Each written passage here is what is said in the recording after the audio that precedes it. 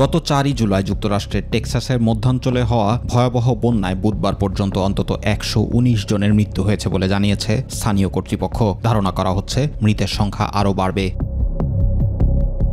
বিভিন্ন বিদেশি সংবাদ মাধ্যমের বরাদ্দে জানা যায়, সবচেয়ে ক্ষতিগ্রস্ত কোর কাউন্টিতে এখনও অন্তত 180 জন নিখোঁজ রয়েছেন। নিখোঁজদের মধ্যে গুয়াদালুপ নদীর পাশের একটি অল গার্লস সামার ক্যাম্পের 5 জন কিশোরী ও একজন কাউন্সিলর রয়েছেন। টেক্সাসের গভর্নর নিহতদের সম্মানে 14 জুলাই সূর্যোদয় পর্যন্ত অঙ্গরাজ্যের সব সরকারি ভবনে জাতীয় পতাকা অর্ধনমিত রাখার নির্দেশ দিয়েছেন।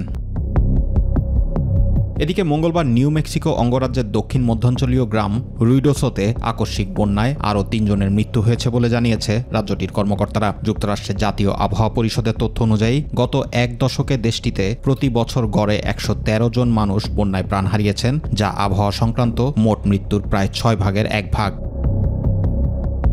অপরদিকে ইউরোপে 10 দিনে ভয়াবহ তাপপ্রবাহে প্রায় 2300 মানুষ মারা গেছেন। এর মধ্যে 1500 জনের মৃত্যুর জন্য জলবায়ু পরিবর্তন সংশ্লিষ্ট বিষয় জড়িত।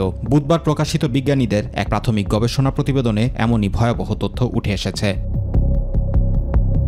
ইম্পেরিয়াল কলেজ লন্ডন এবং London school of hygiene and tropical মেডিসিনের বিজ্ঞানীরা গবেষণাটি পরিচালনা করেছেন। গবেষণার অংশ হিসেবে গত 23 জুন থেকে 2রা জুলাই পর্যন্ত ইউরোপের 12টি শহরের তথ্য ব্যবহার করা হয়েছে। এ সময় পশ্চিম ইউরোপের কোনো কোনো অংশে তীব্র তাপপ্রবাহ ছিল। স্পেনে তাপমাত্রা ছাড়িয়েছিল 40 ডিগ্রি সেলসিয়াস। দাবানল শুরু হয়েছিল ফ্রান্সেও।